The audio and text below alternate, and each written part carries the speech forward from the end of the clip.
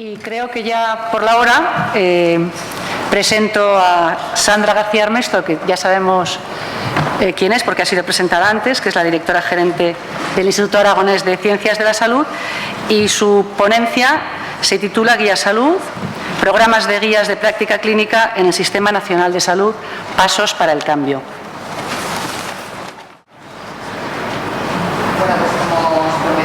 Al principio de estas jornadas, cuando inaugurábamos, voy a ser muy breve, pero hay una cuestión que no queríamos dejar fuera de esta reflexión conjunta y esta presentación que os hacíamos de los nuevos desarrollos metodológicos y las posibilidades que nos dan, que es un poco exponeros cómo dentro de los órganos de gobierno y de producción de Guía Salud hemos reflexionado sobre este tema y qué pasos pensamos que se pueden dar al hilo de estos desarrollos metodológicos que nos permitan hacer más relevante el trabajo para el Sistema Nacional de Salud, que al final es lo que todos perseguimos. Si me permitís, 3 pinceladas mínimas, solo por unificar el marco de contexto, que es, bueno, como todos bien, o como la mayoría de vosotros sabéis, básicamente Guía Salud es un organismo que da servicio y se nutre a la vez de todo el Sistema Nacional de Salud, forma parte del Programa Nacional, en el que participan las 17 comunidades autónomas, y básicamente su mandato es promover la elaboración y el uso de las guías de práctica clínica y otras herramientas y productos basados en la evidencia científica. Esto, que para muchos será una obviedad, me interesa insistir para que entendáis cómo pensamos aplicar estas innovaciones en el programa.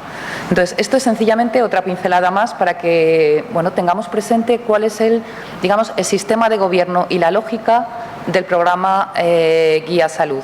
Bueno, en realidad de toda la iniciativa Guía Salud, que no solo es el programa de guías. El mandato dimana del Consejo Interterritorial. Está apoyado en la Dirección General de Cartera de Servicios del Sistema y, en concreto, dentro del Consejo Interterritorial, la Subcomisión de Cartera de Servicios y de Prestaciones es uno de los principales clientes de esta iniciativa, por la sencilla razón de que las discusiones sobre priorización se producen en ese entorno, en el entorno de decisión política en el que participan todas las comunidades autónomas. Luego, por otro lado, el propio organismo, Guía Salud, está dotado, pues, digamos, de 3 elementos para funcionar. Uno es el Consejo Ejecutivo, en el que efectivamente, una vez más, están representadas las 17 comunidades autónomas. Otro es el Comité Científico, del que hoy os hemos hablado en extenso y sin el que no podríamos vivir. Agradecidísimos estamos, ya lo sabéis, chicos y chicas. Y luego está la Secretaría, que básicamente se dedica a dar todo el apoyo logístico y de coordinación al programa, a Guía Salud, a la iniciativa, y que está ubicada en el instituto que desde el pasado mes de octubre, no creáis que antes, o sea que nada de lo que voy a explicar es mérito mío todavía, dirijo yo. Entonces, por entender un poco también dónde se encuadra este programa de producción de guías de práctica clínica, ya digo que no es la única actividad a la que se dedica Guía Salud. Básicamente hay un desarrollo de un catálogo de guías de práctica clínica que se nutre de guías que ya existen y que se adaptan o no, pero que se evalúan con unos estándares, algunos son de producción nacional, otros son de producción internacional, y se consideran que son herramientas, una vez evaluadas, que son herramientas útiles para el Sistema Nacional de Salud. Se compilan y están en el catálogo. Se trabaja además otros productos basados en la evidencia, no necesariamente el desarrollo completo de una guía de práctica clínica. Y luego hay labores de asesoría y de capacitación y difusión. Bueno, hasta aquí, digamos, el mensaje, bueno, no el mensaje, la introducción o el contexto institucional en el que estamos haciendo el trabajo. Entonces, en realidad, ¿cuál es el mandato y los retos? Fijaros que desde esta mañana no hacemos más que llamarle retos a lo que tenemos delante. Y lo son. Y como todos los retos, pues son difíciles, pero son motivadores y son interesantes. Y yo creo que estamos en una buena disposición de afrontarlos, primero porque ya son más de 10 años de reflexión interna en este contexto que os he dicho, que se produce a todos los niveles y que involucra a todos los actores relevantes en el sistema y en el Estado español. Y entonces yo creo que estamos en un momento de cristalización en el que, además, como habéis visto durante toda la mañana, la proliferación de iniciativas y de herramientas en el entorno nacional e internacional es enorme.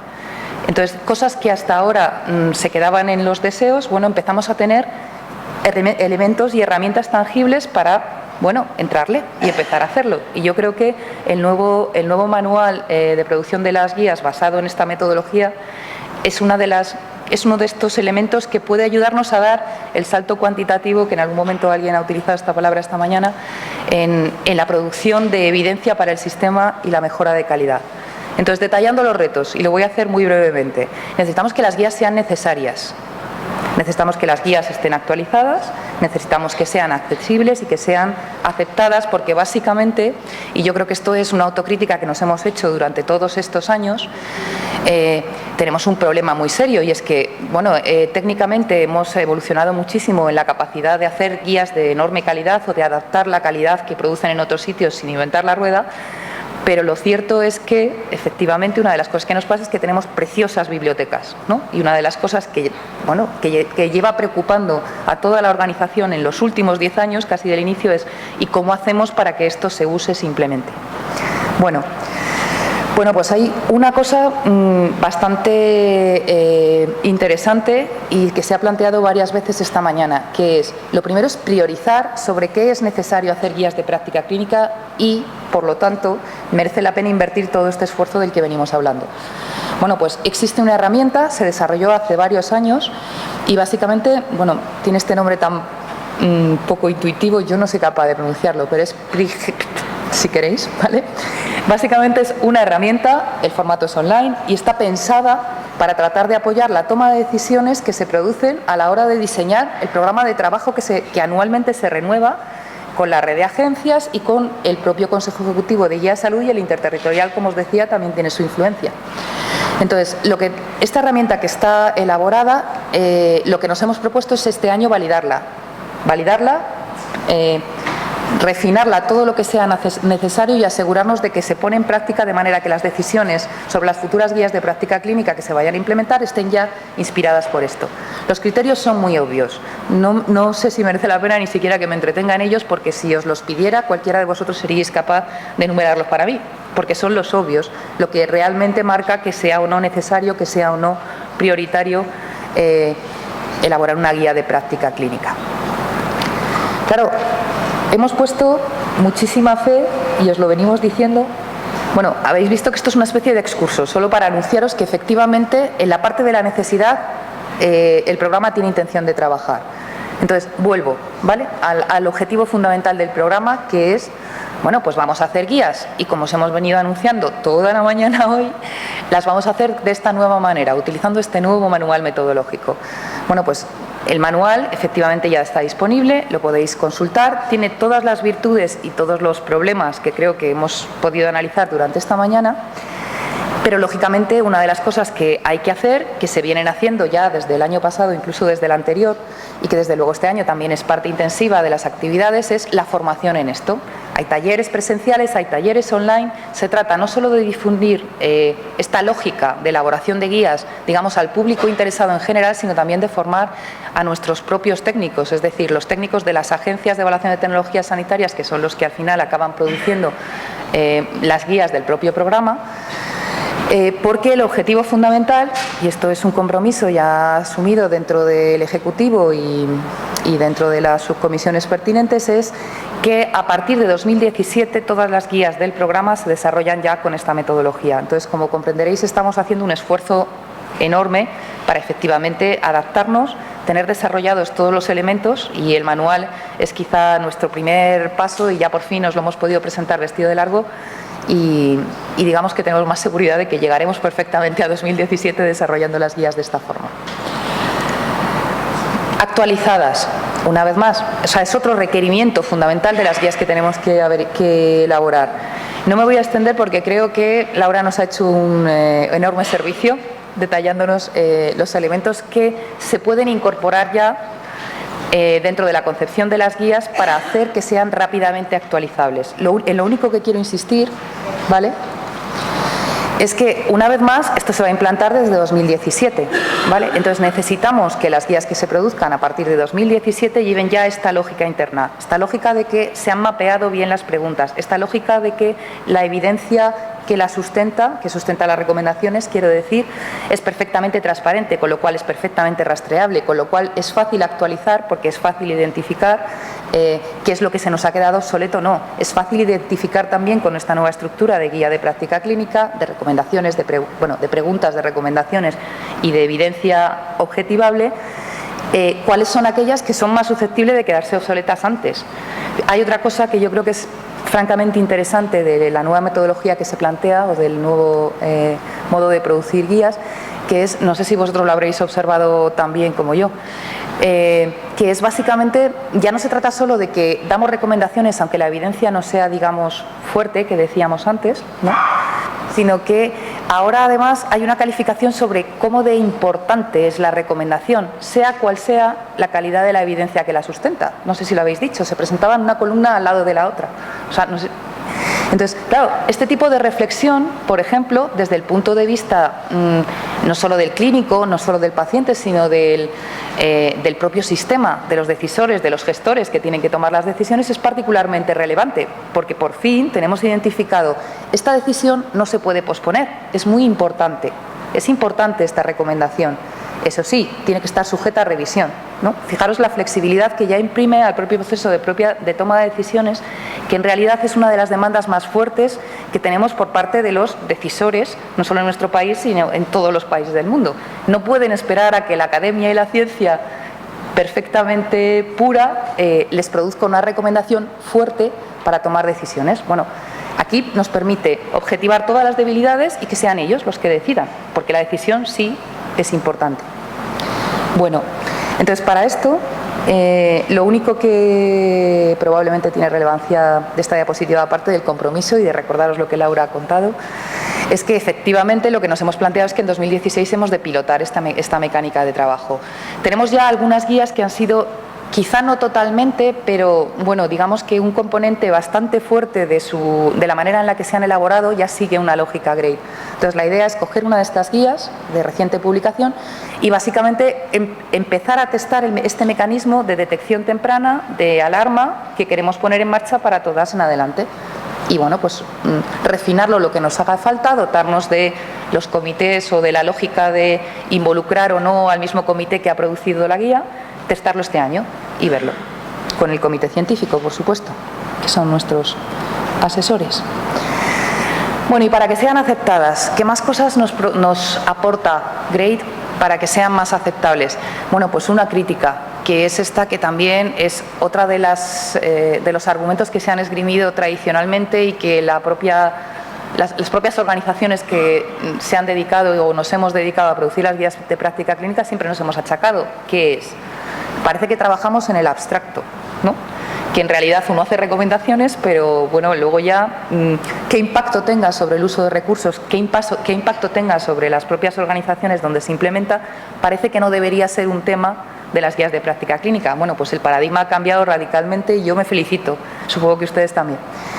Entonces, básicamente de lo que se trata es, en GRADE, incorporemos estos aspectos. Las recomendaciones que salgan de las guías de práctica clínica a partir de ahora tienen que llevar unas consideraciones, no solo en términos de que a la hora de construir la evidencia estemos repasando también evidencia sobre evaluación económica, no solo evaluación de efectividad, sino coste-efectividad, ¿no? Que esto es algo que siempre nos hemos prometido. Bueno, pues hagámoslo a partir de ahora, parece que ya tenemos la herramienta para hacerlo. Pero además hay consideraciones que tienen que ver con la implementación, que efectivamente es un fenómeno local, pero que desde luego lo que sí se puede hacer es guiar cuál va a ser el consumo estimado de recursos, cuál va a ser el impacto estimado organizativo de implementar esas recomendaciones de las que estamos hablando, y que esto sirva pues también para orientar a los decisores. Una vez más, la idea es primero aliarnos con el músculo de evaluación económica y de evaluación económica de tecnologías sanitarias que hay en este país. Una parte está en las agencias de evaluación de tecnologías sanitarias, que como ya sabéis son parte integrante de este paraguas común que manejamos, pero hay otra parte que está en la academia, o hay otra parte que está dispersa por los servicios de salud y que muchas veces se encuentra en la Asociación de Economía de la Salud, se encuentra una vez al año como mínimo. Bueno, este tipo de alianzas estratégicas un poco en el modelo, si queréis, anglosajón o inglés, que es necesitamos estas alianzas y traer esta forma de trabajar a la manera en la que el programa produce sus guías de práctica clínica, con métodos de asesoría o con encargos concretos. Otro de los elementos relevantes de que las guías de práctica clínica sean aceptadas es este tema que creo que lo ha mencionado Javier, de la revisión externa y la exposición pública. Bueno, pues se trata, en realidad, cierta exposición pública y, desde luego, siempre ha habido revisión externa de las guías de práctica clínica.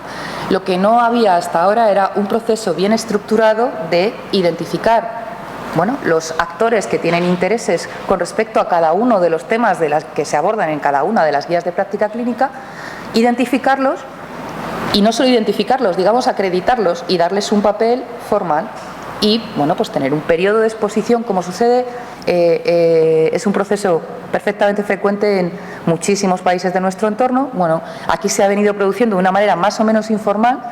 La idea es, lo formalizamos, lo hacemos explícito, ponemos las condiciones para que efectivamente se pueda dar ese periodo de consulta, efectivamente se puedan recoger las sugerencias y efectivamente, y esta es la parte que tenemos que acabar de delimitar, pongamos en marcha, hagamos explícito qué consecuencias pueden o deben tener el feedback que recibamos de esa consulta, ¿no? Porque el tema no se acaba con la consulta, se trata de tratar de dirimir qué hacemos con ese feedback y qué capacidad de influencia le atribuimos dependiendo de el sentido que tenga.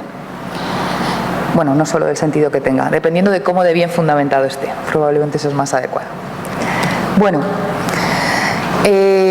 tienen que ser accesibles, actualizadas, aceptadas.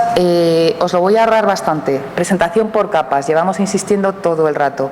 En realidad, la presentación por capas, que es, digamos, el recurso técnico o, si queréis, el soporte tecnológico para ello, de lo que estamos hablando es que una guía no es una guía si no tiene capacidad de responder a distintas necesidades de uso. Y las necesidades de uso, como se ha venido detallando a lo largo del día de hoy, las necesidades del uso del paciente individual no tienen nada que ver con las necesidades de uso del clínico, que no solo trabaja con el paciente individual, sino que trabaja con los condicionantes de su contexto de práctica clínica, ni desde luego con el uso que necesita hacer de ella un gestor que tiene que planificar para la población. El esquema que nos planteaba Andrew era perfecto en estos términos. Hay un montón de herramientas, ya nos las han contado, y hay un montón de formatos ya desarrollados. Bueno, pues nosotros adoptamos este desarrollo que se ha producido tecnológico para empezar a producir estos formatos de guías. Y no difieren mucho de lo que nos han venido explicando durante esta mañana, particularmente en la última mesa. Estamos hablando de que, pues existe efectivamente un formato de guía práctica clínica completa, con una salvedad. Las guías de práctica clínica, esto solo lo puedo defender personalmente. No penséis que es que el programa Guía Salud o la iniciativa Guía Salud tiene esta opinión. Entonces, aceptádmela como una opinión personal que vierto en este momento, que es: las guías, tal como las venimos produciendo, las guías de práctica clínica enciclopédicas que cubren de cabo a rabo todo el contenido relacionado con una enfermedad, pues es un elemento decimonónico y, como tal, pues esta reflexión la viene haciendo el propio sistema todo el tiempo, está abocado a ir a los museos. O sea, es normal que esté en vitrinas. Necesitamos que el tipo de preguntas a las que respondan las guías de práctica clínica sean preguntas relevantes. Eso quiere decir que no necesariamente hemos de recorrer de cabo a rabo todos los elementos que están asociados a un determinado tipo de enfermo o a un determinado tipo de práctica, sino que lo que hemos de buscar es agrupamientos relevantes de preguntas que constituyan una guía de práctica clínica que sostiene un proceso asistencial, que sostiene una forma de enfrentarse a la enfermedad. Bueno, pues hagamos esto, ¿vale? Aunque sean guías completas, que sean así. El formato guía rápida lo han explicado perfectamente Pablo y Andy. Información para pacientes y ciudadanos y, por supuesto, las capas lo que permiten es que sea todo transparente y que la abundancia de evidencia, de metodología, de los juicios que se han adoptado sean visibles para cualquiera que consulte la guía. Solo tiene que ir a la siguiente capa. Por otro lado, y esto es otro compromiso en el que tenemos que se ha incluido en el plan de trabajo de este año y en el que realmente tenemos invertido mucha energía del grupo, es efectivamente en hacer este link que quizá faltaba entre el desarrollo de herramientas para el apoyo a la toma de decisiones y las guías de práctica clínica que se producen. Hay una forma, digamos, relativamente rudimentaria de hacer esto y que ya se viene practicando en las últimas que se han publicado, ¿no? Pues sobre todo por los compañeros del Servicio Canario, que es básicamente en las recomendaciones identificar aquellas que son susceptibles de que la opinión del paciente sea crítica a la hora de tomar las decisiones. Y es tan sencillo como que en la guía se identifican.